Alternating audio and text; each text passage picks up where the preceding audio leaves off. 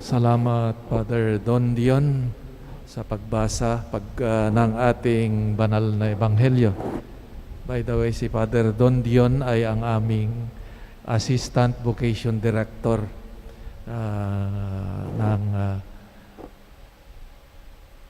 nag-aalaga at naghahanap ng mga nais magpari, maging missionary. May isang kwento ng dating arsobispo ng Boston, si Cardinal Richard Cushing na minsan ay tinawag daw para magpahid ng langis sa isang lalaki nag-collapse sa may isang tindahan. Gaya ng nakagisnang gawin, lumuhod doon si yung kardinal sa tabi ng lalaki at tinanong, naniniwala ka ba sa Diyos Ama, sa Diyos Anak, at sa Diyos Espiritu Santo?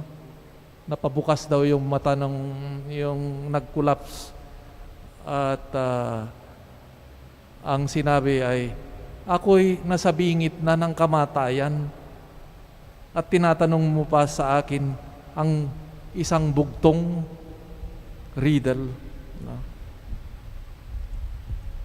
Karamihan ay tinuturing na ang hiwaga o misteryo ng banal na Santatlo o Holy Trinity o Santissima Trinidad bilang isang bugtong, isang riddle na hindi pwedeng maintindihan. Sabi nga na hindi na misteryo kung ito'y lubos na nauunawaan. Pero sa kabilang dako naman, meron din naman tayong pwedeng masabi na makabuluhan tungkol sa hiwaga ng banal na Santatlo. We can say something, although it is a mystery, it is a sublime mystery, but we can also say something certain and meaningful. At yan ang isinasaad sa banal na kasulatan. Ang buod ng masalimuot na usapin tungkol sa banal na Santatlo ay ang issue, papaano naging iisang Diyos ang tatlong persona, ang Ama, Anak, at Espiritu Santo. Tatlong persona ay isang Diyos. At saka narinig ko nga isang preacher minsan, hindi ako makatulog ng gabi, hanap sa TV. Abay, sinasabi, yung invento lang daw ng mga Katoliko yung Santissima Trinidad. No? Wala sa Biblia. On the one hand, tama dahil hindi mo makikita yung katagang Trinidad. Yan ay katagang Latin na. Pero, hindi ibig sabihin na wala yung katagang yon na yung katotohanan o realidad ng Santissima Trinidad ay wala doon.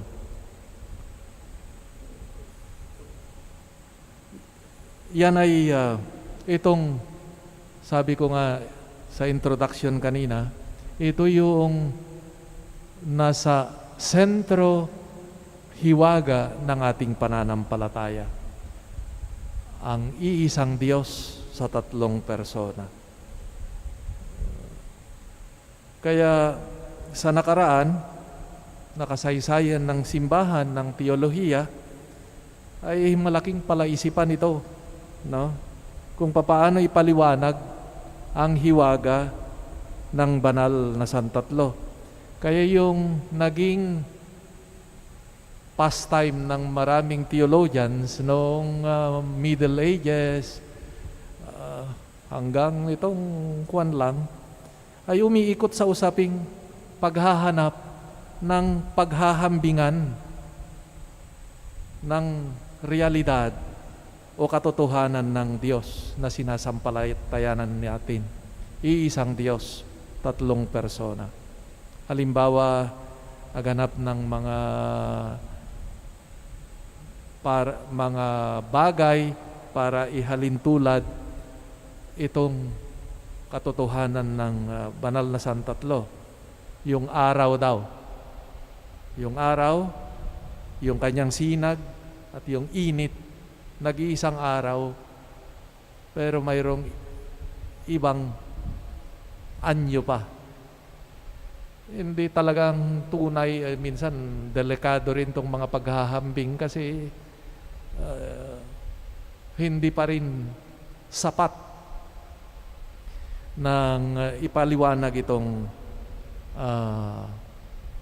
katotohanan ng banal na Santatlo.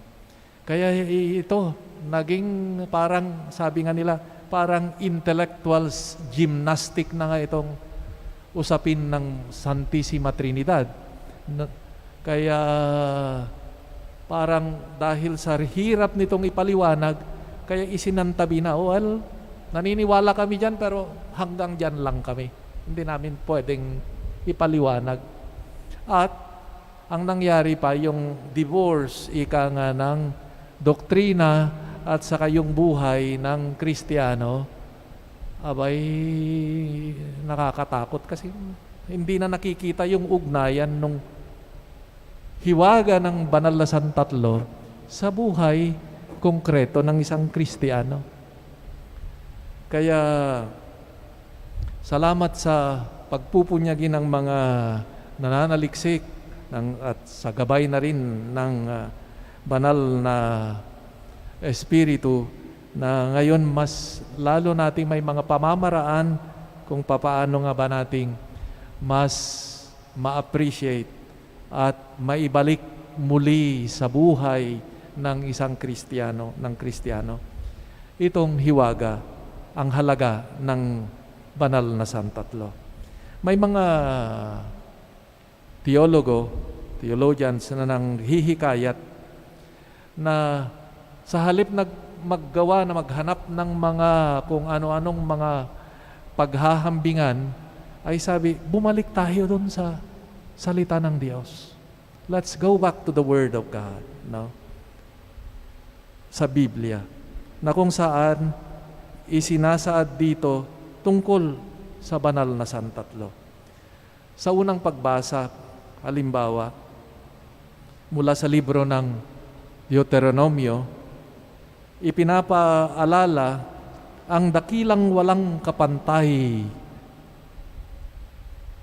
na Diyos ng Israel.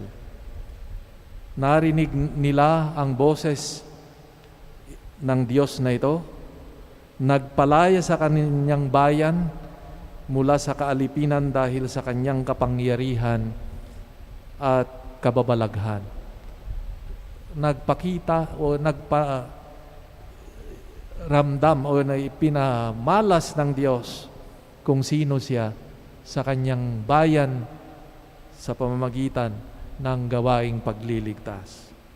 Sa ikalawang pagbasa, ipinangaral ni San Pablo ang gawain ng banal na Espiritu kaugnay ni Kristo at ng Ama. At sabi nga niya na ang banal na Espiritu ang gumawa sa atin bilang mga anak ng Diyos at naging ama natin ng Diyos. Kaya pwede na nating tawagin Ama, aking Ama ang Diyos. At ang mismong Espiritu na ito ang gumawa na tayo'y tagapagmana ng Diyos kasama si Kristo. So makita natin sa dito na sa ibang salita na ang banal na Espiritu na ang naglalapit at nag-uugnay sa atin sa Ama at sa Anak, si Kristo. Ika nga, ang banal na Espiritu ang ipinapasok tayo sa mapagpala at mapagligtas na yakap at ugnayan ng Ama at ng Anak at ng Espiritu Santo. Mayroong ngayong paglalarawan na nitong pagmamahalan ng tatlong persona ang ating Diyos in an eternal dance, sabi nga nila, that moved as one, no? Different, but they move as one, no? In an eternal embrace of love. Mula sa kanilang ugnayan ng pag-ibig, nais tayong ipasok din dito sa yakap ng pag-ibig ng Ama, ng Anak at ng Espiritu. Kaya nga doon sa Ebanghelyo, ayun, konkreto, humayo kayo sa buong mundo at binyagan ang mga sumampalataya sa ngalan ng Ama at ng Anak at ng Espiritu. Ibig sabihin, ito na nga, gustong ipasok tayo doon sa ugnayan at yakap ng pag-ibig ng ating Diyos.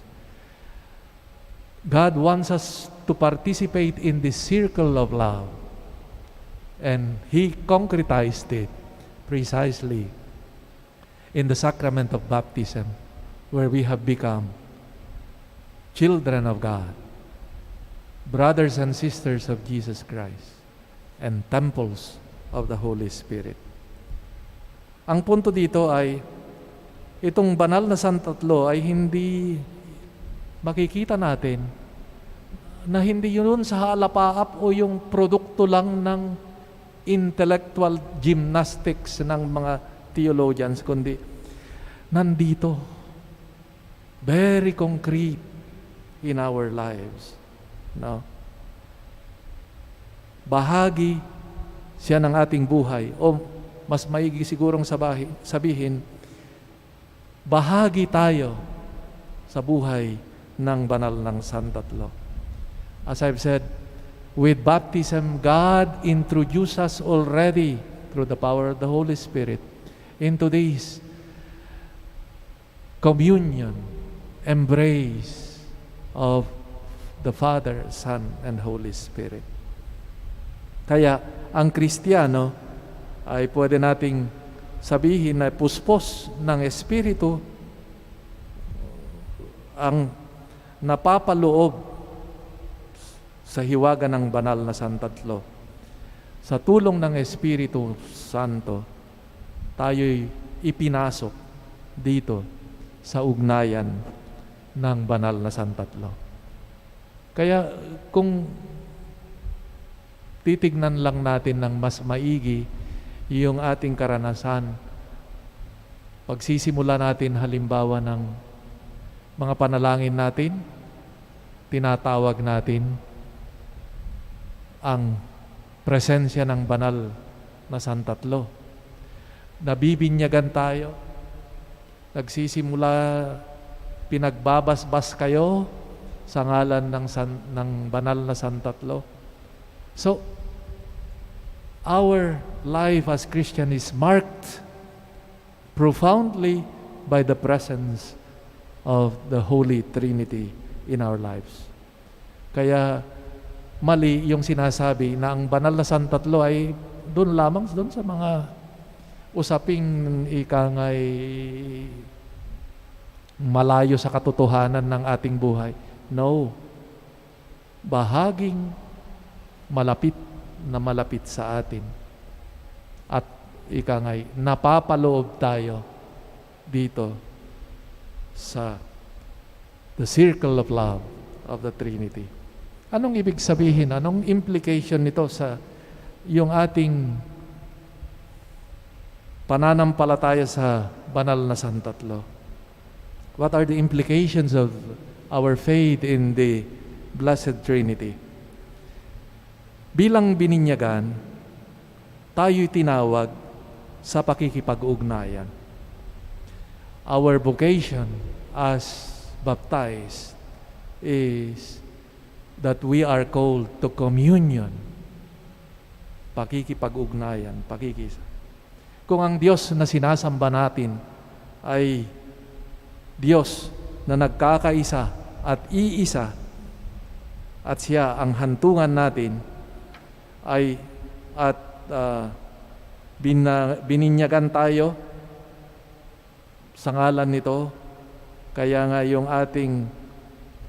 ang pagtawag sa atin ay matuto tayong lumago sa pakikipag-ugnayan.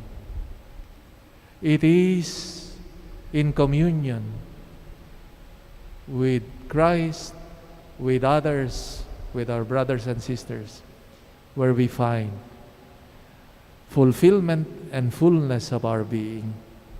Mayroong idea noon na para ikaw ay maging matagumpay is that you show yourself as individual, mag-isa ka lang, parang lone ranger. That is not the idea of Christian life. Ang pagiging Kristiyano ay pagtawag patungo sa pakikisa sa isang sambayanan.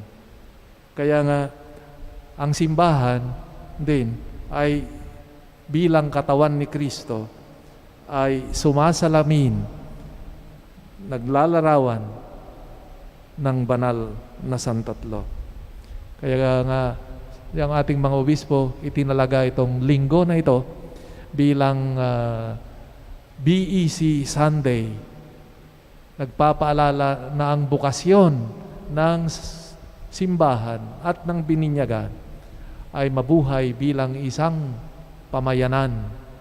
Dahil doon sa pamumuhay ng isang nag-iisa, nagtutulungang sambayanan, diyan lumalago ang pananampalataya at ang buhay ng isang Kristiyano. There is no such thing as Lone Ranger Christians. Pag ikaw, akala mo na ako at ang aking Diyos, ma-save na ako, okay na ako, that is not our Christian vocation.